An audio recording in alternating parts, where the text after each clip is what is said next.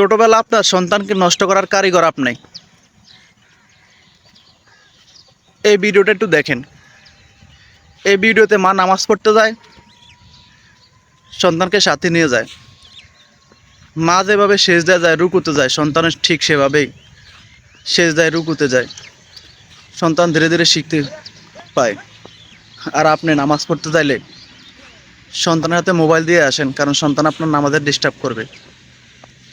এভাবে সন্তান ধীরে ধীরে মোবাইলে অভ্যস্ত হয়ে যায়।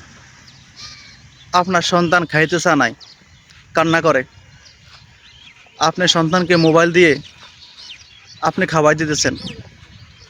5 মিনিটের খাবার আধা ঘন্টা লেগে যায়। আপনার সন্তান ভাত খায় না, মোবাইল খায়। আপনার সন্তানকে নষ্ট করা কারিগর একমাত্র আপনি। আপনি যদি আপনার সন্তানকে